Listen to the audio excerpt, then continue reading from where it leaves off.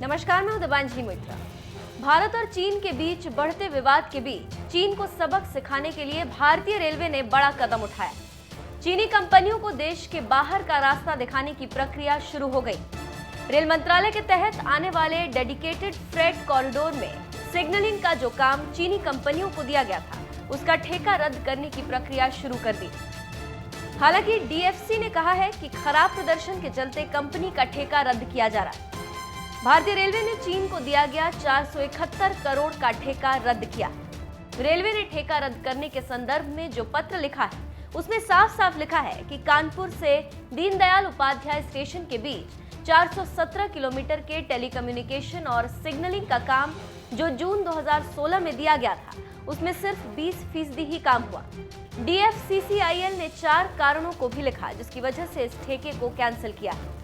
ये लिखा गया है कि कंपनी ने टेक्निकल डॉक्यूमेंट मुहैया नहीं करा, साइटों पर इंजीनियरों का नहीं होना और काम करने के लिए लोकल वेंडर से अभी तक कॉन्ट्रैक्ट नहीं, और आखिर में ये भी लिखा गया कि तमाम मीटिंग्स के बावजूद काम में कोई प्रोग्रेस भी नहीं। इन वजहों से चीन के साथ इस करार को रद्द किया गया।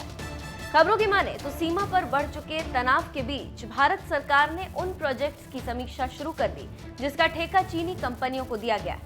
सरकार इन प्रोजेक्ट्स को कैंसिल करने के लिए सभी कानूनी पहलुओं पर विचार कर रही। एक तरफ चीनी सामान के खिलाफ देश में अभियान तेज हो रहा है। तमाम व्यापारी संगठन चीनी सामान का बॉयकॉट करने का अभियान शुरू कर चुके हैं, तो दूसरी तरफ जो चीनी कंपनियां भारत में काम कर रही हैं, उनके खिलाफ भी अभियान और तेज हो सकता है।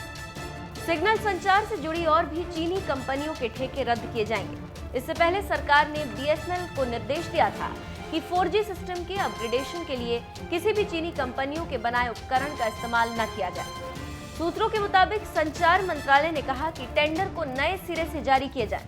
संचार मंत्रालय बीएसएनएल के साथ साथ प्राइवेट टेलीकॉम कंपनियों को भी निर्देश देगा कि वो चीन की कंपनियों पर निर्भरता कम करें। ऐसे में रेलवे के इस कदम से तो यही लग रहा है कि भारत ने चीन को जवाब देना शुरू कर दिया।